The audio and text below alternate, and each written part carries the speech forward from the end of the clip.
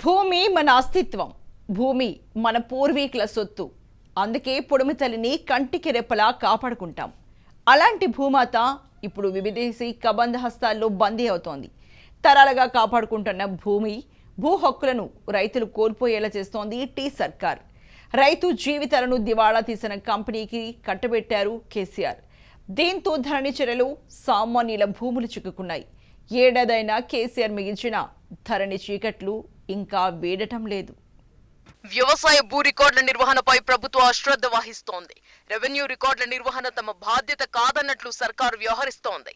లక్షలాది మంది రైతులకు సంబంధించిన భూ రికార్డుల మెయింటెనెన్స్ ను ఇంతకాలం దివాలా తీసిన టెరాసిస్ కంపెనీ నిర్వహించింది.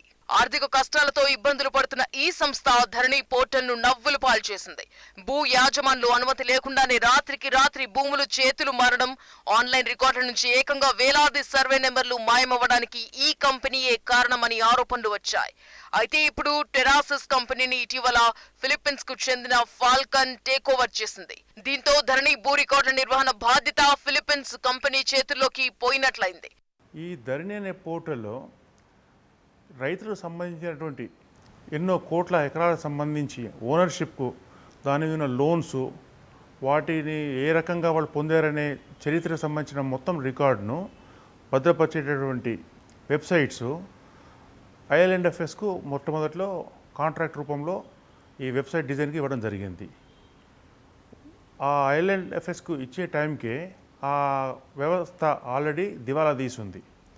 ఆ విషయాన్ని వీళ్ళు పట్టించుకోకుండా వీళ్ళు అడిగినటువంటి టైం ఫ్రేమ్లో ఏ ప్రశ్నలు వీళ్లకు ఎదురు చెప్పకుండా ఒప్పుకున్న కారణాన మిగిలిన సంస్థలన్నింటినీ పక్కన పెట్టి వీళ్లకు కాంట్రాక్ట్ ఇవ్వడం జరిగింది. ధరణి పోర్టల్ ను ప్రభుత్వమే నిర్వహిస్తున్నట్లు చెబుతున్నా భూ రికార్డుల ప్రక్షాళన టైం నుంచి ఇప్పటిదాకా పోర్టల్ ను టెరాసిస్ మెయింటైన్ చేసింది.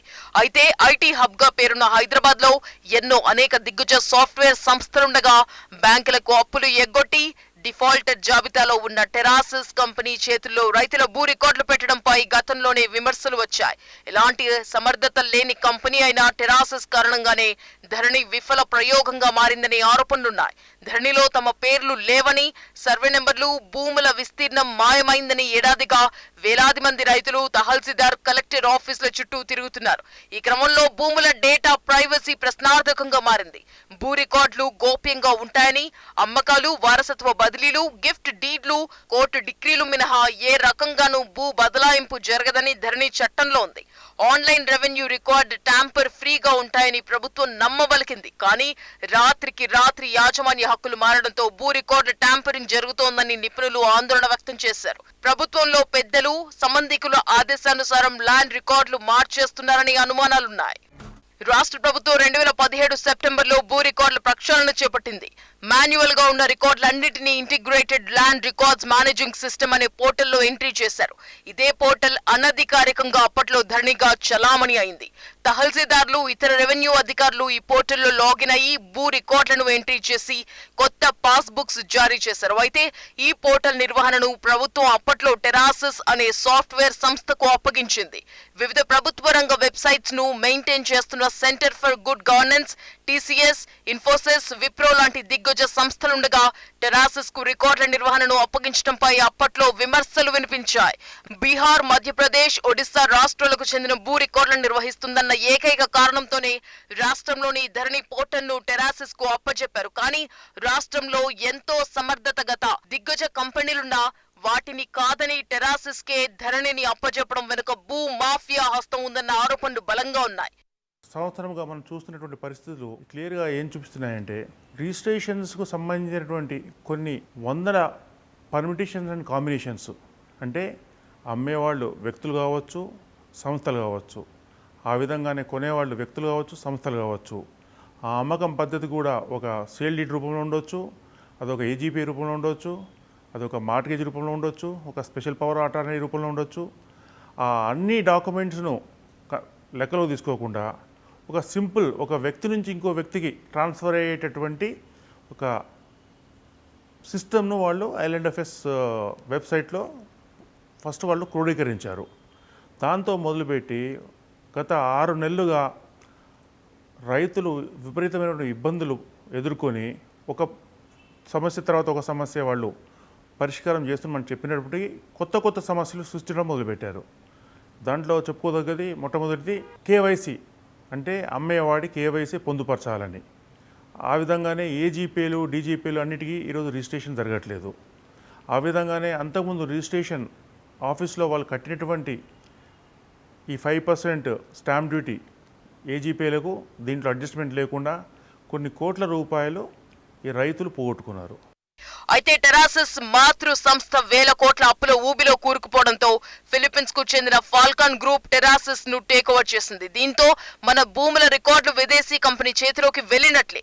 ఆర్థికంగా దివాలా తీసిన సంస్థ నుంచి విదేశీ కంపెనీ చేతుల్లోకి రెవెన్యూ అధికారుల నిర్వహణ వెళ్లడంతో రైతుల ఆందోళన రెట్టింపవుతోంది. సుమారు 70 లక్షల మంది రైతులకు సంబంధించిన 1.5 ఎకరాల భూముల రికార్డులు, ప్రభుత్వ ఎండోమెంట్, వక్ఫ్, ఫారెస్ట్ డిపార్ట్మెంట్లకు చెందిన మరో 1 కోటి ఎకరాల భూముల వివరాలను విదేశీ కంపెనీకి అప్పగించడంపై విమర్శలు వినిపిస్తున్నాయి. వ్యవసాయ భూములు డేటాబేస్ రక్షణపై అనుమానాలు వ్యక్తమవుతున్నాయి. ఈరోజు అందరికీ షాక్ ఇచ్చి దిమ్మదిగేటటువంటి విషయం ఏంటంటే, ఈ సంస్థ ఏదైతే ఈ ధరణి పోర్టల్ మేనేజ్ చేస్తుందో, ఎవరి దగ్గర అయితే ఎంతో పర్సనల్ డేటా అని చెప్పబడుతున్నటువంటి ఆధార్ లింక్ అయినటువంటి ఇన్ఫర్మేషన్ మొత్తము ఫిలిప్పీన్స్లో ఉన్నటువంటి ఒక కంపెనీ చేతిలోకి మారుతుంది. ఆ ఫిలిప్పీన్స్ కంపెనీ కూడా సింగపూర్ బేస్డ్ కంపెనీలో ఉన్న హోల్డింగ్ కంపెనీ. ఆ సింగపూర్ కంపెనీలో కూడా చాలా వరకు మెజారిటీ ఈరోజు dominated by the Chinese holdings.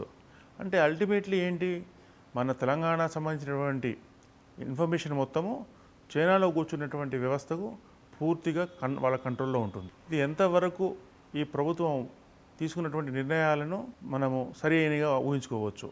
అయితే ఈ అనుమానాలకు బలం చేకూర్చే విధంగానే ప్రభుత్వం వ్యవహరిస్తోంది. ధరణి పోర్టల్ నిర్వహణ సంస్థ ఖర్చులు, ప్రభుత్వ చెల్లింపుల విషయాలపై తెలంగాణ సర్కార్ గోప్యత పాటిస్తోంది. ధరణి రూపకల్పనకై ఖర్చు, కేటాయించిన బడ్జెట్, సాఫ్ట్వేర్ ను రూపొందించిన సంస్థ వివరాలు, ఆ సంస్థకు చేసిన చెల్లింపుల సమాచారం, ధరణి పోర్టల్ కోసం పనిచేస్తున్న సిబ్బంది, వారి జీత భత్యాల వివరాలు ఇవ్వాలని ఆర్టీఐ కింద కోరిన ప్రభుత్వ సమాచారం ఇవ్వడం లేదు. ఏవేవో సాంకేతిక కారణాలు చూపుతూ రేపు మాపు అంటూ జాప్యం చేస్తున్నారు. నిజంగా భూ రికార్డుల నిర్వహణ అంతా పారదర్శకంగా ఉంటే ధరణి పోర్టల్ కు సంబంధించిన సమాచారాన్ని ఎందుకు దాస్తున్నారన్న అనుమానాలు వ్యక్తమవుతున్నాయి. దివాలా తీసిన సంస్థలు, విదేశీ సంస్థలు స్వప్రయోజనాల కోసం రెవెన్యూ రికార్డులను ట్యాంపర్ చేసినా లేక ఆ రికార్డులను హ్యాక్ చేసినా ఎవరు బాధ్యత వహిస్తారనే ప్రశ్నలు వినిపిస్తున్నాయి. అందుకే గతంలో సత్యం అనుబంధ కంపెనీ మైతాస్ కు అప్పచెప్పిన హైదరాబాద్ మెట్రో పనులను ఏ రకంగా అప్పటి ప్రభుత్వం రద్దు చేసిందో అలాగే ధరణి నిర్వహణ బాధ్యతల నుంచి విదేశీ కంపెనీని తప్పించాలని డిమాండ్ వినిపిస్తోంది.